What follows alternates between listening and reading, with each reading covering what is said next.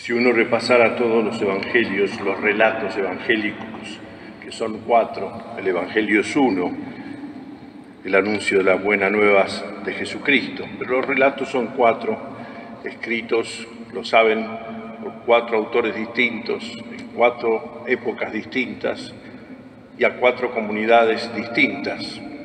Si los encolumnáramos, en realidad no encontraríamos algo que se repitiese en los 4 relatos, salvo, por supuesto, la pasión, muerte y resurrección, y luego muy pocas cosas. Una, el evangelio que acabamos de escuchar, el bautismo del Señor. Otra, que fue algo que decidió a las autoridades bajar el dedo, ya que estamos acostumbrados a subirlo o a bajarlo, según nuestros caprichos, la expulsión de los vendedores del templo, que provocó la decisión de matar a Jesús. Y es verdad que podemos encontrar un último, el de la multiplicación de los panes, pero no coinciden tanto. Para Juan y Lucas son una sola, para Mateo y Marcos 2. Pero es verdad que es un hecho que fue considerado sobrenatural, más allá de las mediaciones de Jesús. Es interesante porque el tiempo de Navidad celebra la encarnación, anunciada en el Adviento, celebra lo que ha de venir. En el Adviento, ella concibió por la obra y gracia del Espíritu Santo, que se haga misa en tu palabra, y luego la Navidad. En cambio, acá ya no tenemos para.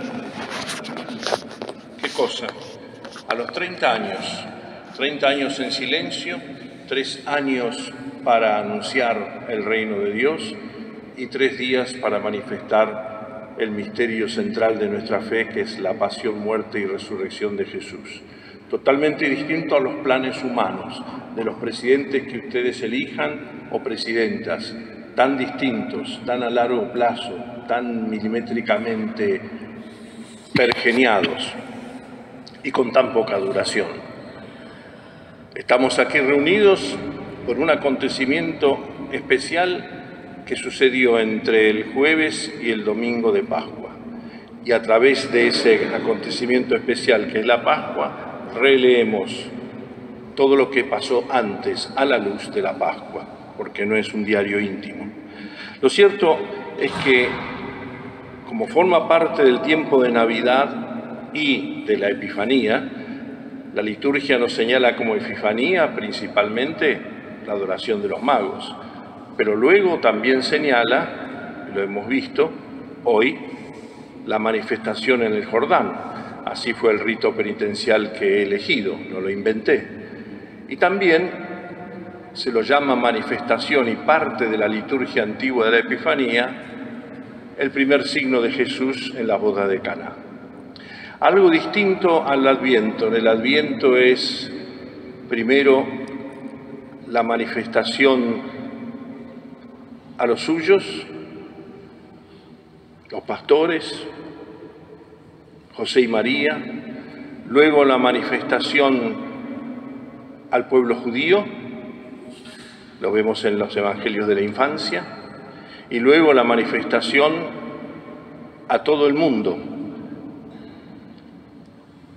Es curioso que ahora en la Epifanía es al revés, a los primeros que se manifiesta es a los paganos, a los que están más lejos.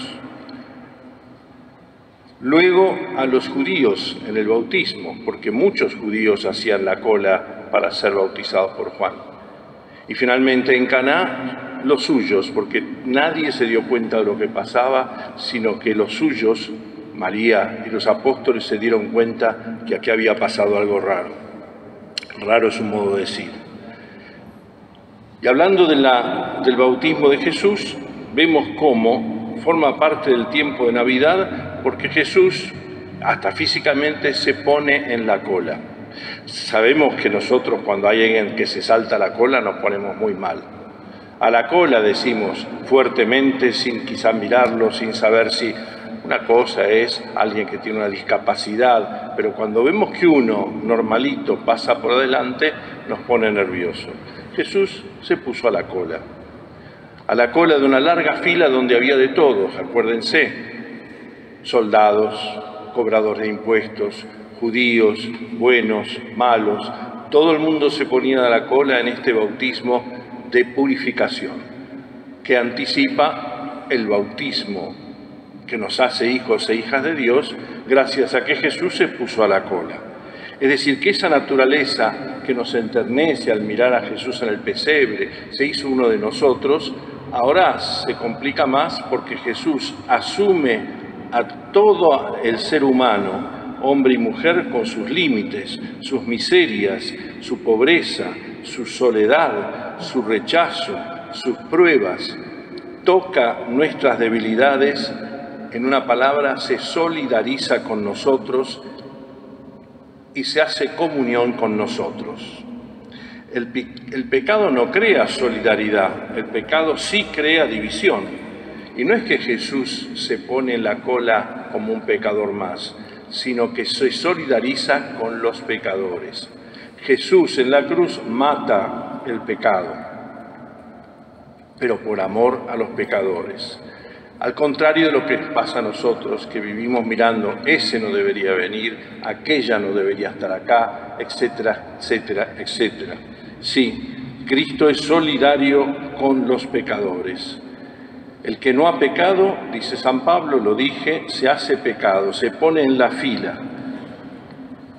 Se hace solidario a nosotros y con nosotros en el fracaso, en la miseria humana. Porque que no haya vivido ni cometido pecado alguno, como lo confesamos en la Inmaculada Concepción de María, no significa que no ha sufrido las consecuencias del pecado. Tantas, las físicas, las psicológicas y las espirituales. Basta con leer la Pasión. Sí, Jesús en el plan de Dios es el amado.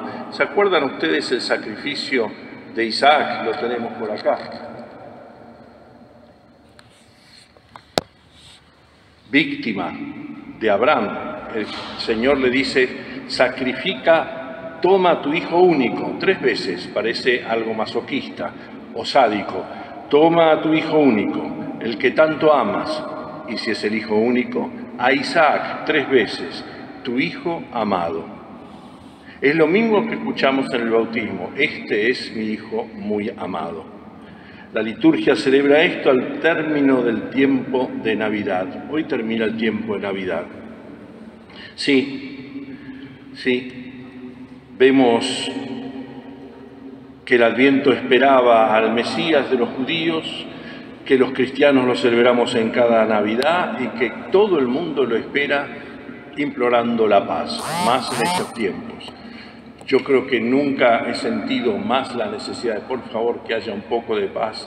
Es verdad que ahora tenemos el conocimiento casi al segundo de las guerras, de los males, de las invasiones, de los secuestros, etc. Pero más y más tomamos conciencia de la maldad del corazón humano, del egoísmo de los poderosos. Pues la Navidad es luz. Y ya les dije, se manifiesta primero a los más lejos, los magos, luego a los judíos, Jesús que hace la cola para bautizarse, como tantos otros judíos, y a los suyos en Caná. Sí, Juan el Bautista acompaña de alguna manera esta espera de Israel.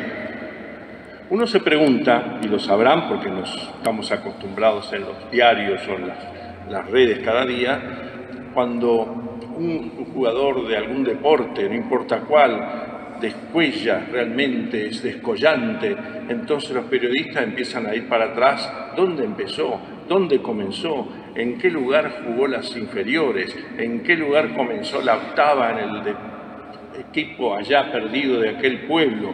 Lo mismo con los actores, las actrices, lo mismo con los políticos, con los militares, con los sindicalistas. ¿Dónde comenzó a trabajar? Los profesionales, ¿dónde fue la primera compañía? Ahora es CEO de una multinacional que arrasa con todo. ¿Dónde fue Jesús a hacer la cola? Y eso es lo que sorprende. Los grupos sociales de la época de Jesús coincidían en la espera de un Mesías. Pero tal como nos pasa hoy en día, algunos se aceleran y quieren romper todo para que venga ya. Otros prefieren esperar el tiempo oportuno. Lo mismo, lo mismo. Entonces los celotes, y Jesús entre sus discípulos tenía dos, Simón el celote y Judas el Iscariote, que eran celotes, querían todo ya, como queremos todos nosotros, todo ya, liberación ya. Y si no, rompo todo. A la vista está. Y acá no hablo de derecha ni de izquierda, sino de todo. Derecha, izquierda, norte, sur. Lo sabemos y lo vemos. No voy a ser yo el que comenta los diarios. Todo ya. Lo querés, lo tenés. Luego estaban los fariseos. No, primero hay que ir a la pureza de la ley, y ir viendo entre nosotros quién es impuro, quién no es impuro, y ese sí, sacarlo del redil. Los saduceos de una manera parecida, pero el problema de los saduceos, las clases altas y sacerdotales, es un problema grande, que no creían en la resurrección. Y si no crees en la vida eterna, y aprovechá gaviota y sé feliz acá. Entonces, a ser amigo de los romanos, bancarse a los romanos, pactar con ellos y acrecentar cualquier parecido a la AFA, la EFA o la IFA no es casual, es así. Controlar la pelota. Luego los esenios, los más espirituales de todos, también tenían una idea política. Acuérdense que Israel cree en la teocracia. Dios es el rey, por lo tanto todo viene de arriba para abajo, bien ordenado. Los esenios se apartaban. Hay que esperar el lugar y el momento oportuno. Aparte del templo, aparte de los rituales, tenían sus rituales propios, pero estos se levantaron contra los romanos en el año 60 y los romanos los pasaron por encima.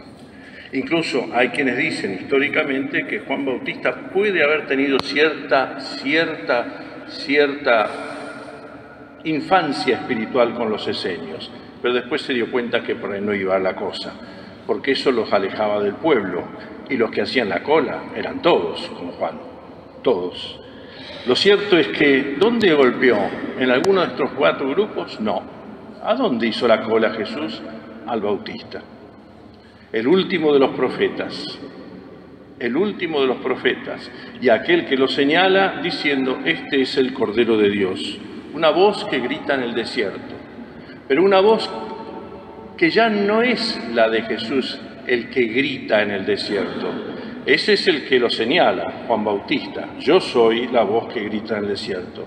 ¿Y este cómo es? No gritará, no quebrará la caña doblada, no gritará, sereno, tranquilo, nadie se da cuenta ni cuando lo matan de que era el Mesías de Dios. Lo despreciaban, calladito, pero los signos, nadie puede hacer un signo como el que has hecho si no viniera de Dios, le dirá Nicodemo a la noche por temor a las autoridades judías. Sí,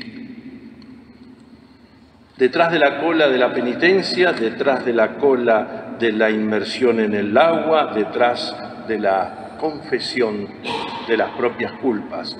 No es que Jesús las tiene, pero hace la cola como lo hubiéramos hecho nosotros. Sí, la vida viene del río que fluye, pero sumergirse en el agua es sumergirse en aquello que definitivamente lavará nuestras culpas. Él se incorpora a la muchedumbre como aceptación obediente. Y hay una frase en el Evangelio de hoy, que solo está en Mateo, que es el colmo de los colmos. Yo no soy digno, yo no te bautizo. Tenemos que cumplir la justicia de Dios. La justicia de Dios significa el ajustar nuestra vida a Dios. Y dice una frase que es cuestión de locos. Y Juan se lo permitió. Jesús se pone hasta esperando que Juan le permita ser bautizado como uno de tantos. Al principio reacciona, no, yo no soy digno, él lo reconoció como Mesías. Pero es verdad que después en la cárcel dudará si era el Mesías, cuando le vienen a contar los buchones de turno las cosas que está haciendo. No es y no coincide con lo que vos decías. Come con pecadores, sus amigos son gente indeseable, come el trigo en los sábados, no enseña a rezar a los suyos. ¿A dónde hemos ido a parar? Ese es el Mesías que vos... Y Juan le manda a decir a través de discípulos, ¿eres tú o hay que esperar otro? Porque la fe a veces nos tiembla. Sí, Sin embargo, los cielos se rasgaron. Significa que si se rasgaron y se abrieron es que estaban cerrados. Nada de lo que el hombre podía hacer, ni rezar, ni decir, subía al cielo. Es exagerado, pero la imagen que nos regala es: se rasgaron los cielos. Entonces descendió el Espíritu como una paloma y se oyó la voz: este es mi Hijo muy amado, en quien me complazco. Se ha sumergido en las aguas aquel por el cual todo existe. Se ha sumergido en las aguas el nuevo Adán, que del primero le quita todo el amargo veneno del pecado original. Se ha sumergido en las aguas aquel que todavía en el desierto debe ir donde le espera el silencio, la adoración y la tentación. Se ha sumergido en las aguas aquel que volverá a surgir de los abismos de la muerte. Se ha sumergido en las aguas aquel que para nosotros es la verdadera arca de la salvación, sobre la cual dulcemente se posa el espíritu de la divina paz, como diría el Papa León, una paz desarmada y desarmante. Se ha sumergido en las aguas aquel que ha querido hacerse penitente entre los penitentes, el primero entre muchos hermanos, aquel que de su costado abierto debía donar las aguas del cielo. Se ha sumergido en las aguas el Verbo hecho carne, que enmudece toda voz de la tierra para que se pueda oír y escuchar la palabra eterna que viene del cielo. Este es mi Hijo muy amado. Aquel que con Juan, hijo del silencio, el Bautista, cumple toda justicia ante el Padre, en el Hijo. Entonces es devuelto todo hijo de la tierra que quiera sumergirse en las aguas del Jordán. Y así en el bautismo todos somos hijos e hijas, todos hermanos. Sí, en el bautismo de Jesús se contiene todo el misterio de nuestro bautismo. Así inicia Jesús su camino hacia la pasión, muerte y resurrección. Esto nos invita a hacernos penitentes, para volver a descubrir todo el significado de nuestro bautismo. Así lograremos, si comprendemos el misterio de hoy, lograremos que la Navidad no haya sido nada más que una fiesta comercial y pagana entre tantas. El secreto de la gruta, del pesebre, hoy es testimonio.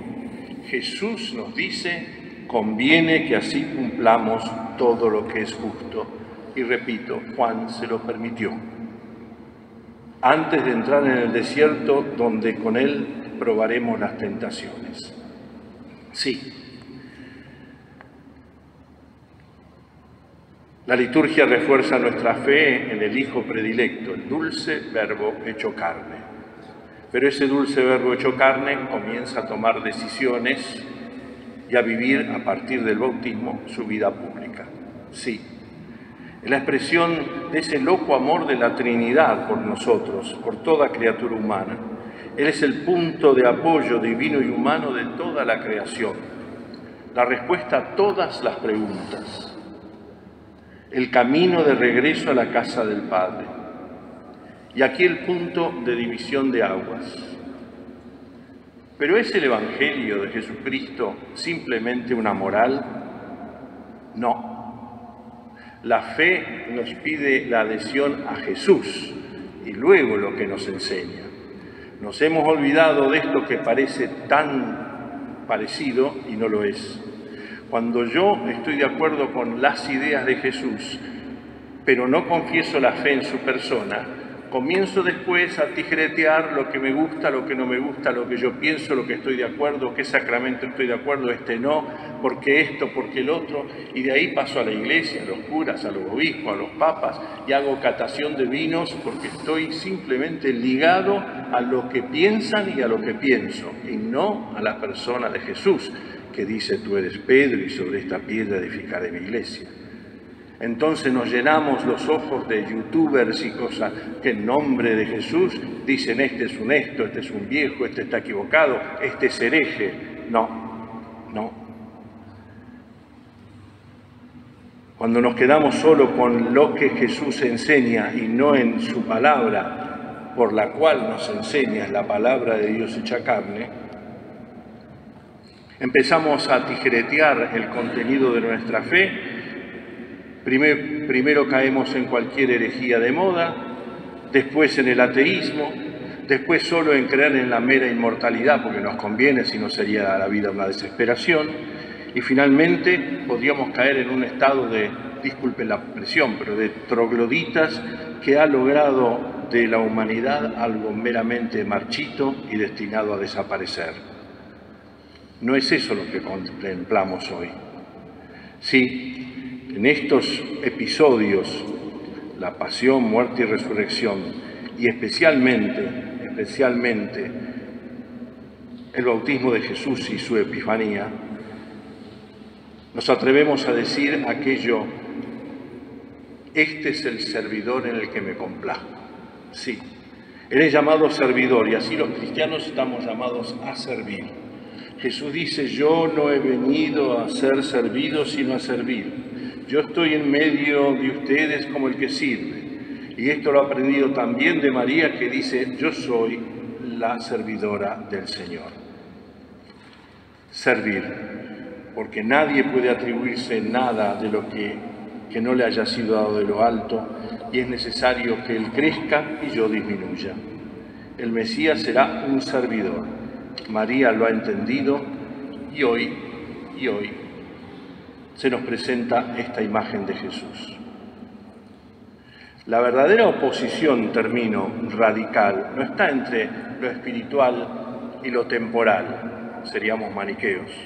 Entre lo religioso y lo histórico, negaríamos que Dios se ha hecho carne y que vive entre nosotros. Sino que la verdadera división entre el bien y el mal está entre el poder de dominar y hacer mi capricho, lo querés, lo tenés, y el del servicio. Por eso comprendemos mejor cómo Jesús lavó los pies de los suyos y no les empezó a gritonear sus fallas.